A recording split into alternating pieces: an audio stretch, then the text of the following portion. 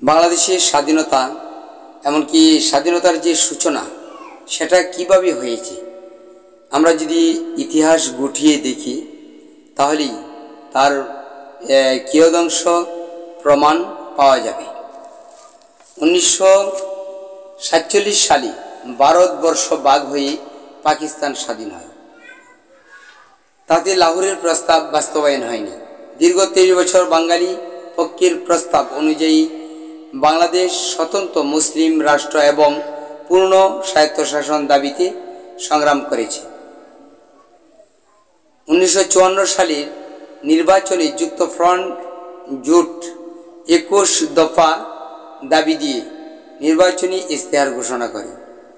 তাতে যে 19 নম্বর দাবিটা ছিল, অর্থাৎ 19 নম্বর যে দফাটা ছিল, সেই দফায় উল্লেখ ছিল যে বাংলাদেশকে লাহোরের প্রস্তাব ভিত্তিতে পূর্ণ স্বায়ত্ত শাসন এমনকি সার্বভৌম করা হইবে, কিন্তু সেই প্রস্তাবটা গৃহীত হয়নি। হুসেন শহীদ সোহরাওয়ার্দী, শেরেবাংলা এ.কে.এম. ফজলুল হক, মাওলানা আব্দুল হামিদ খান ভাসানী মুসলিম লীগের নেতা ছিলেন।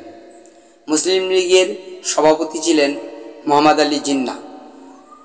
একদিন যখন শেরেবাংলা এ.কে.এম. ফজলুল হকের সঙ্গে একটা মতানৈক্যের সৃষ্টি হয়, তখন মোহাম্মদ আলী জিন্নাহ প্রচার করতে থাকে যে তিনি পাকিস্তান চান না, অর্থাৎ বোঝা গেল যে তিনি পূর্ব বাংলাকে ভাগ করতে চান।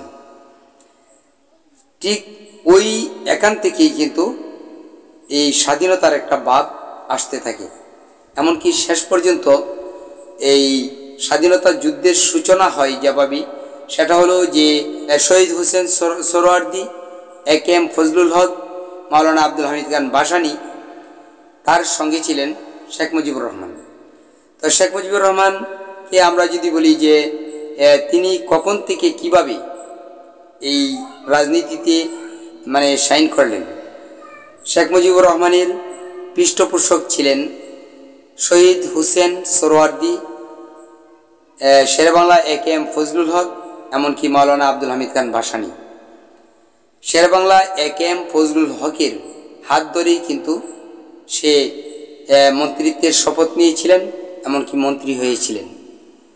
আর শেষ পর্যন্ত এই সেখান থেকেই কিন্তু এই চারজনের মাঝেই স্বাধীনতার যে একটা সূচনা, এদেশকে স্বাধীন করা হবে, এই প্রোগ্রামটা করা হয়।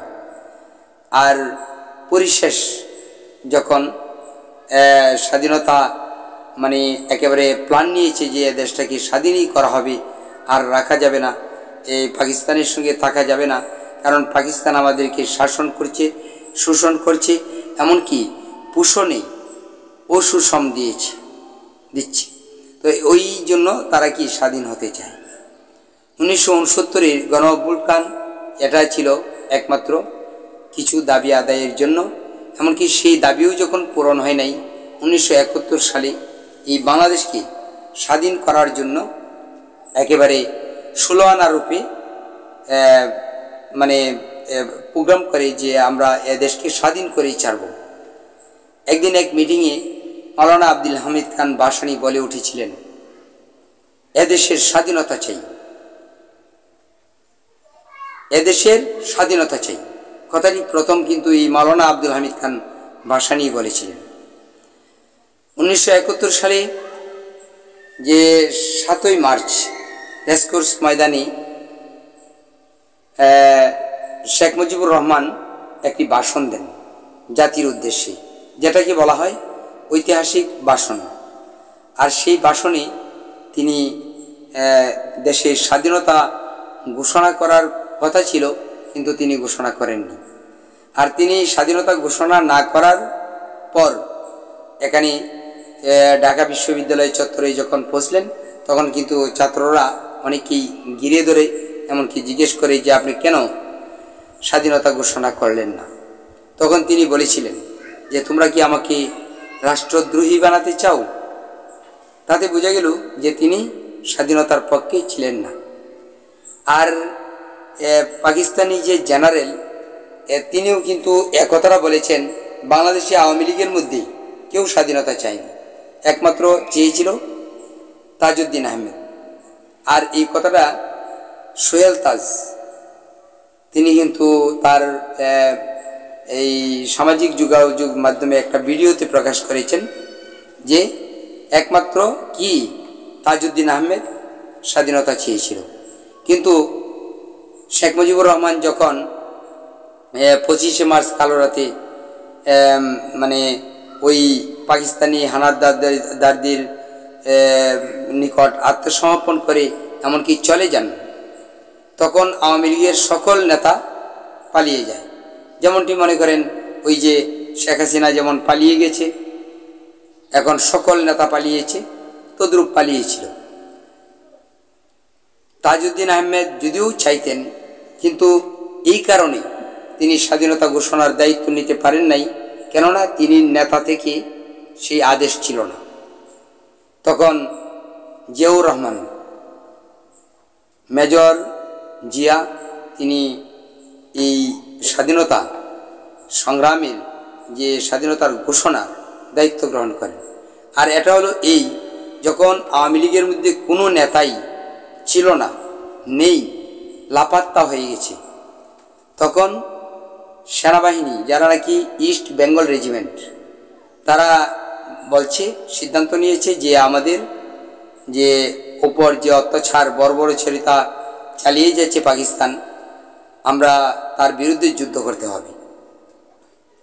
তারপর এই সেনাবাহিনী সকলে মিলে তাদের বিরুদ্ধে সংগ্রামের জন্য প্রস্তুতি নেয়, এমনকি স্বাধীনতা ঘোষণা করে মেজর জিয়া।